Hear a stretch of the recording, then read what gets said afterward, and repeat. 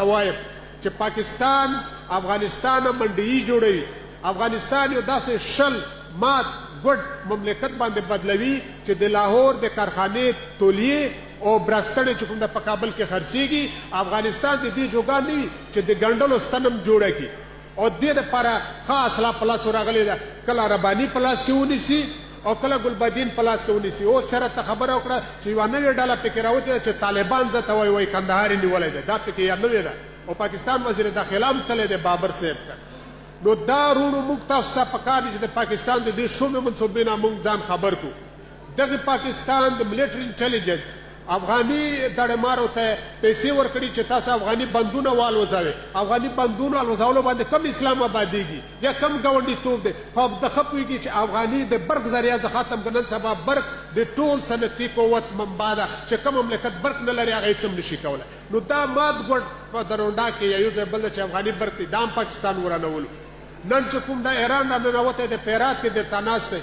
نن چې کوم دی په څه ورته په اذراجات کې د ده جازونه کیني بغیر دې نه چې څوک پروټیسټ وکړي. او موږ تاسو دلته په خارج کې ناست یو موږ تاسو هېڅ نور نشو کولی. دا هغه المان د المانیانو دی دا زه وایم دا زمونږ نه دی.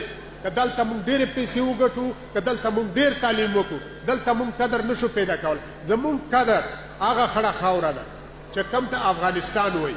نو دې دپاره وروڼو په دې باندې سوچ وکړي چې د پاکستان او د ایران خلاف مونږ تاسو باید چې المانیان پوه کړو د پریس په ذریعه باندې د خبرو په ذریعه باندې چې پاکستان هلته څه کوي او پاکستان نن څه راخیستي دي.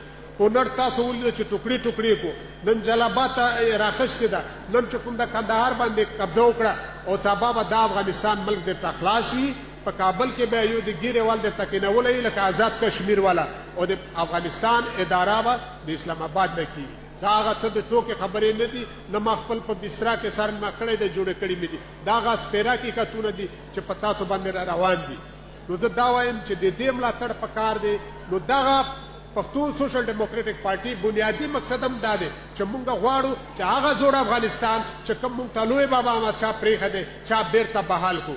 هغه بحال کول چې غټ خرنډونه نن ایران دی نن پاکستان دی چې دا د رجیت سینګ د پنجابي نماینده حکومت ناست دی د اسلام په نوم باندې نن افغانستان تباه کوي او تباه یې کړو کنه. نو دې دپاره د دغه مخنیوي هېڅ څوک بل څوک نشي درته کړی. نه امریکا درته کوي نه المان درته کوي. دا به مونږ کوو او دا مونږ دغه احمدشاه بابا اولاد یو چې په دې منطقه کې نه مرکزي ایشیا کې څوک ورته ټینګ نه ایران کې ټینګ نه ورته هند کې ټینګ. نن په مونږ څه شوي دي مونږ ولې تباه یو. نو دې دپاره باید مونږ په ډاګر د دغه اخوندیانو خلاف چې نن افغانستان تباه کوي هغه د جهاد خبرې لاړې روس خبرې لاړې چې مخکې به مونږ چې دوی پسې خبرې ما کې روس به مضبوط شي. نن د افغانستان په ټولو نه غټ دښمنان چې کوم د عرباني دی او ګلبدین دی چې یو د پاکستان ایجنټ دی بل د ایران ایجنټ دی. د دې مخنیوی نن پکار دی کنه. نو دې دپاره مونږ د دې ګوند مقصد دا دی چې لر بر پښتانه تر څو پوره یو نه وي پښتون نه په افغانستان کې د عزت ژوند موندولی شي نه په پېښور کې موندولی شي. او د دغه غټ علت زموږ په نظر دا د ډیورنډ کرښه ده چې پیرنګی په دې پوهېده چې پښتون په دوه حصې تقسیم کې پښتون به شل شي. نو زه به په هند په ارام حکومت کوم. نن د افغانستان د حال دی چې ایران زړه ورته کېږي خوراک ته چې هغه پخوا دلته چې قچاریانو په وخت کې دوی هرات باندې دعوې کړي وي هغه د قچاریانو سیاست نن ایراني اخوندان درته سرته رسوي. کومه دعوا چې رجیت سینګ کړې وه رجیت سینګ په وخت کې کم کار شه آنند پنجاپای هغه سیک پنجاپای او دا مسلمان پنجاپای ځان ته وایي هغه نن چې کوم ده هغه منصوبه دلته درته عملي کوي.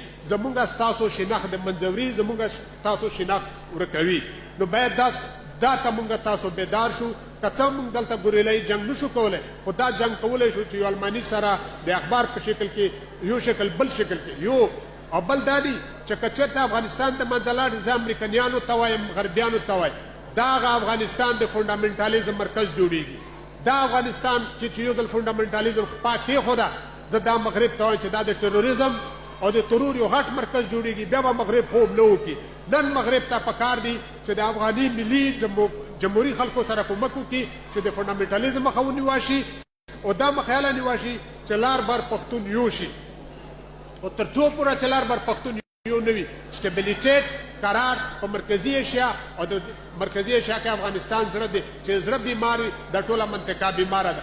زه ستاسو نور نه پازابوم ډېرې خبرې نه کوم دا زما د زړه آواز و او دا ما زه تاسو ته اوږد تقریر ضرورت نشته چې پاکستان افغانستان ختمول غواړي او په خپله منډې یې بدلول غواړي او څومره چې پاکستان خو یوه خبره ده چې موږ په حق کې ځي چې افغانستان انګریزانو هضم نه کړو افغانستان روسیانو هضم نه کړو خو زه تاسو ته تسلي درکوم چې دغه ایراني اخوندان او دغه پاکستاني اخوندان به اخري دې افغانستان د لاسه تباه کېږي او ځي به خو دا په دعا نه کېږي دا بالا کېږي چې موږ تاسو په غیرت سره راپورته شو او یوه چغه شو دغه دواړو د پنجابي د رنجیت سینګ د نماینده او د کچاریانو اخوندي نماینده خلاف راپورته شو او د دوی ایجنټان د دې افغانستان د پاکې خاورې نه وباسو نور هم زه په عذابوم نه د خدای په امان خدای هم خوشحاله اوسه